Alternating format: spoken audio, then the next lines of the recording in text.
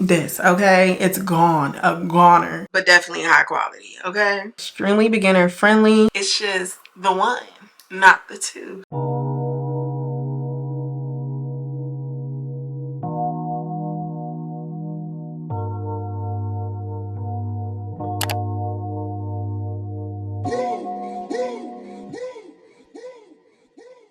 Hey y'all, it's your girl SemiraJulia, and we are back at it again with another video.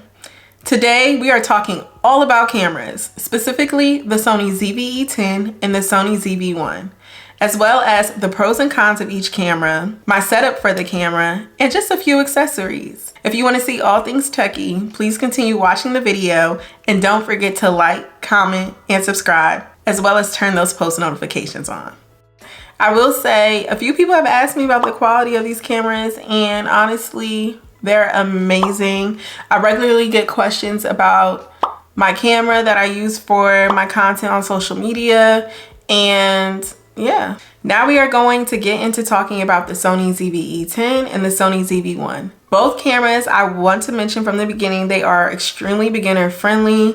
The manuals were very helpful. The menu settings are very easy to use.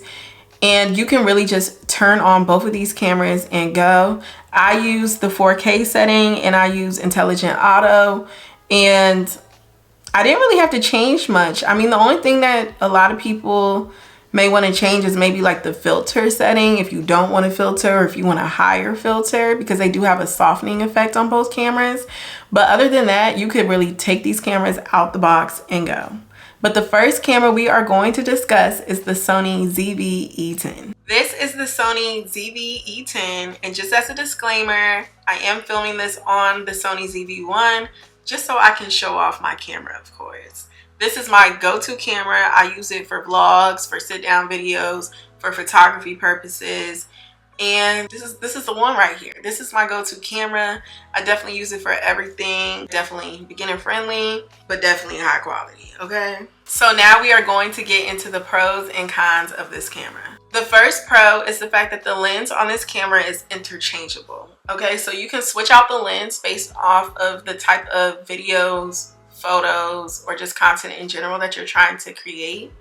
Obviously, I'm not filming on that camera right now, but usually I like a really blurry background, so that's why I chose the lens I did. When I purchased this camera, I purchased the body and the lens separately, but I definitely think it's important to have an interchangeable lens just so that you can really produce whatever content to your standards or your expectations. And having a good lens, even though all the Sony's lenses are very amazing, it's important to be able to switch them out based on your needs. So that's the first pro of the camera. The second pro of the camera is the fact that the battery is a lot longer, in my opinion, in comparison to the Sony ZV-1. Battery life is important. Obviously, when you are trying to record or you're trying to take photos and you don't want your camera to die quickly and swiftly.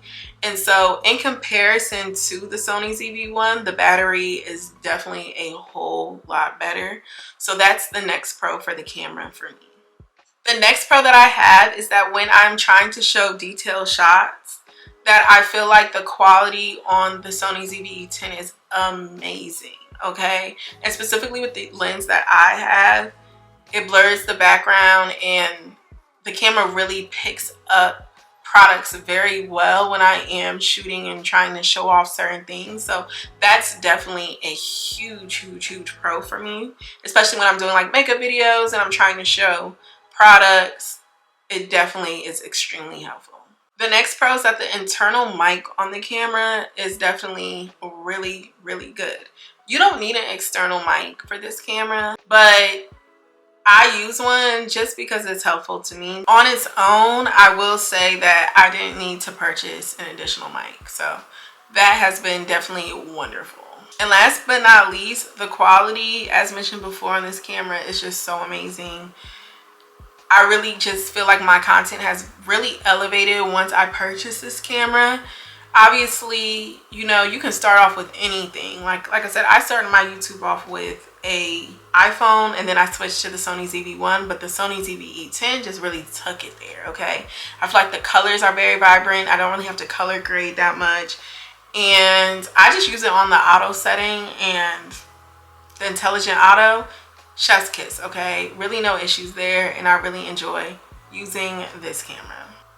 Now we have to discuss the cons. The first con is the fact that it overheats, okay? Just be prepared. I will say if you have like a lot of lighting or if you're out in the sun, the camera does tend to overheat, and it takes a minute for it to get back to a point where you can film again.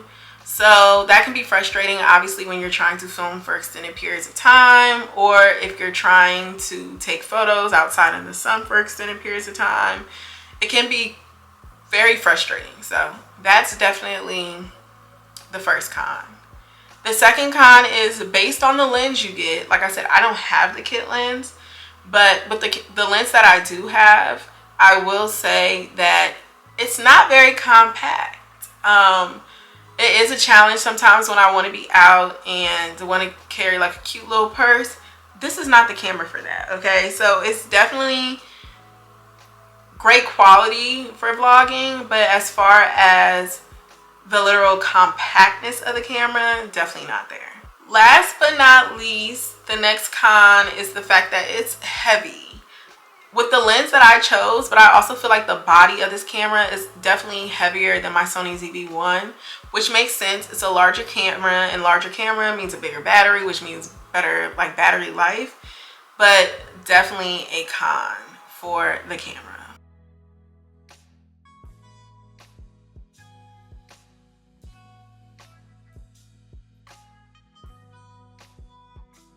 And those are my cons for the Sony ZV-E10. So now I'm going to discuss the setup for my camera. So I have the shooting grip. It's a Bluetooth shooting grip by Sony. Of course, the camera itself. And I have a Rode mic. And I really feel like the mic has definitely improved the setup of my camera when I'm vlogging. And it's just been very useful. So that's the setup of my camera. It's definitely very simple. It's not super light, but also it's not like super heavy either. I don't want to deter you by saying like the camera is super duper heavy, because I'd be lying to say like it's not bearable or like it's that bad, because it's really not. It's just heavier than the Sony ZV-1. It's my go-to camera, and I don't know, like it's just the one, not the two. But I must admit, the Sony ZV-1 is that girl too, and it was the first camera that I purchased for my YouTube channel. So now we are going to discuss the Sony ZV-1. We are going to get into all the pros and cons as well as the setup for the camera. I do want to put the disclaimer in, from this point forward, we are going to film on my go-to Sony ZV-E10 though. So this is all filmed on the Sony ZV-E10, but right now we are discussing the Sony ZV-1. Let's get into the pros of the Sony ZV-1. The first pro is the fact that it is compact, okay? You can carry it around in your purse, in a handbag, in a regular bag, and it's definitely a camera for when you're on the go, and especially when you're vlogging. Definitely the perfect size just to carry around for real. That leads me into my second pro, which is the fact that it is extremely lightweight, okay? You're not going to hurt your arms, you know, your wrists. It's easy to carry around physically. So, and I think that's just really important in a camera, just because sometimes you don't want a heavy, bulky camera that you gotta lug around. Like, this is definitely not that. It's very easy to vlog and it's very comfortable to use. The last pro is the fact that the quality is amazing. Like, even though the camera is small, it's definitely mighty, okay? The quality of the camera, I think just for the size of the lens, is amazing. And I've never had any real quality issues within the camera. So it's been very enjoyable to use, and that is the final pro of this camera. Now with pros, we must discuss cons.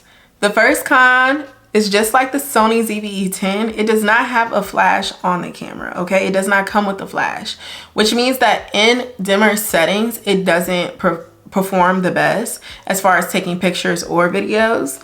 I will say that can be a burden because, you know, when you get a camera, you expect it to be able to perform, I think, to its fullest extent. And even though I purchased this camera with that knowledge, that also means you have to purchase additional lighting and accessories to really achieve the footage that you want, or the photos that you want that do occur in lower light settings. So I will say that is the first con of the Sony ZV-1. The second con is the fact that the lens is not interchangeable. So with photography or videography, lenses really do assist you in providing the experience that you want as far as the footage or photographs that you are producing. And so changing the lens can be very beneficial, and you don't have the opportunity to do that with the Sony ZV-1.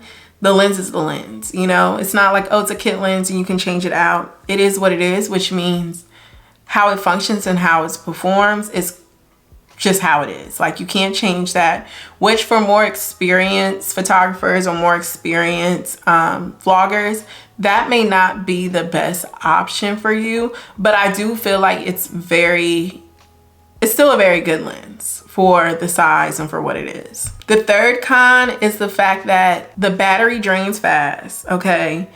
I feel like I have 2 additional batteries when I'm filming with this camera, but it's definitely not a camera that you can just sit down and film for hours on end. The battery goes like this, okay? It's gone, a goner.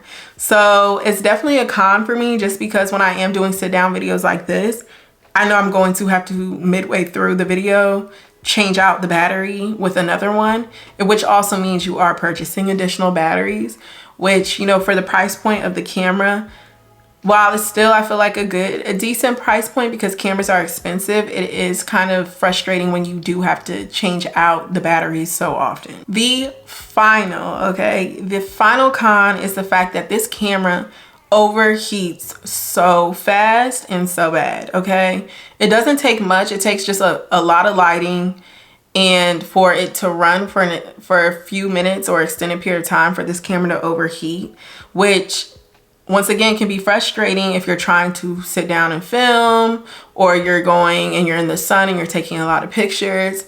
And it can be concerning at times, because like you said, you have to turn off the camera and wait for it to cool off before you use it. And that is not ideal in spaces where you need this camera to run for an extended period of time. And that is the final con.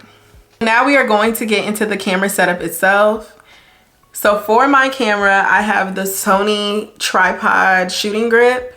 I have, of course, the camera itself, and then I have a windshield for when I'm walking and talking. I will say the camera came with this original windshield, excuse me. I got a hot shoe that has the windshield, and it has a placement for lighting, and I think that's just very important, because like I said, in low light settings or low light areas, excuse me, and dim areas, you need additional lighting. So that hot shoe that I purchased allows for you to add additional lighting, which I think is just extremely important when you're creating your content. So now that we talked about both the Sony ZV-E10 and the Sony ZV-1, I think it's extremely important to show you footage from both cameras, as well as the images that I've taken on the Sony ZV-E10 with flash and without flash, just for your viewing purposes and so that you can really see what these cameras can do.